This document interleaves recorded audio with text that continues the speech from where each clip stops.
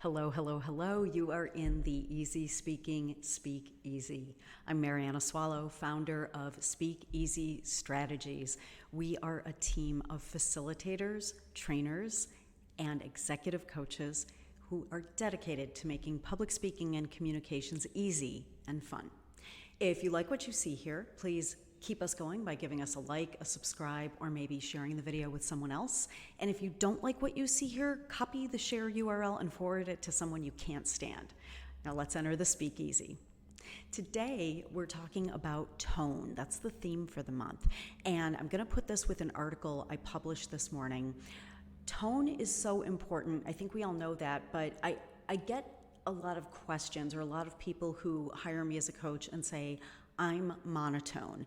And the truth is they're either static or they're kind of flat.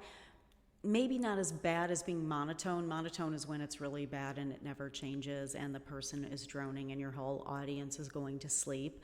But they might be doing something where they're flat or they're more static because they are not inflecting their tone. And simple changes in your tone, they don't have to be difficult. It doesn't have to be a complete 180, but simple changes will engage your audience because they will be listening more and they will stay more and be engaged more. So I'm going to show you a couple examples, and you can find the first half of this in the article that I published today. So if you are looking at my article on changing your tone, it's the title is, I'll read it to you, Speaking Voice Too Monotone, Here's How to Fix It. If you just practice a tiny bit with something that has nothing to do with your presentation, you're going to start building this muscle of naturally putting tone into your voice, or inflecting your voice, as we say. So I have an exercise that is on my website. You're going to see a link to it in the comments, in the description today. And what I recommend is you take a simple sentence that has nothing to do with anything you're presenting or speaking about, and you emphasize a different word each time you say it. So what I'm going to do is take this basic sentence, Dave's going to be late for his flight, and I'm just going to choose a different word each time and go up on that word. So here we go. Regular voice, no intention, no emotion behind it. Dave's going to be late for his flight. Okay? Dave's going to be late for his flight. Dave's going to be late for his flight. Dave's going to be late for his flight. Dave's going to be late for his flight. Now, if you're going to try this, I recommend you record yourself doing this, but notice that anytime my emphasis or my going up changes on a word, it sort of changes the meaning of the sentence, and not just the meaning of the sentence, but how I feel about whatever it is I'm talking about. Maybe Dave is always running late. Maybe Dave's always on time, but he's going to miss this one thing. It's just a simple little shift. Now, I'm going to use the same sentence, Dave's going to be late for his flight, and notice how it changes if I give each one a different directive or emotion. So I'll call out what I'm doing first, and then I'll say the sentence. So Dave's going to be late for his flight. No emotion there. But what if I say it like I'm happy? Dave's going to be late for his flight. Sounds like I want him to be late, right? So you can infer some meaning from what I'm doing there. Let's try another one.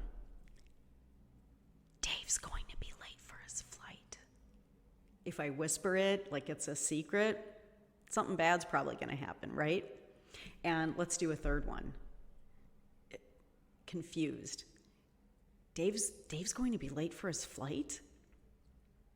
You see how the meaning changes when I actually put some emotion or intention behind it? And I recently wrapped a 3-month-long project with 12 executives, and quite a few of them had this issue where they didn't realize the importance of bringing the emotion into it. And I want to be clear, corporate America hates that word emotion. I don't, okay? It doesn't mean you have to be crying in a ball on the floor of your office. But I worked with some of these executives who were delivering some pretty important news. Sometimes it was we were making a lot of money, sometimes it's we're losing a lot of money or a significant amount of money, and yet the tone stayed right here. And I said, if you are presenting something important like that, well, gee, you probably want to let your audience know. We can't assume that the audience is taking away the same feeling or intention that we're thinking, okay? And again, doesn't mean you have to be grave about it, doesn't mean you have to be over the top about it, but even just giving a little inflection in your voice, using a pause. We didn't hit our numbers this year and our earnings were less than expected, right? And you give it a little pause there, move on to your next sentence or next topic. Okay, this has been the Easy Speaking Speakeasy. We're talking about tone. Reach out if you'd like to get in touch or if I can help you with your public speaking challenges. Happy speaking.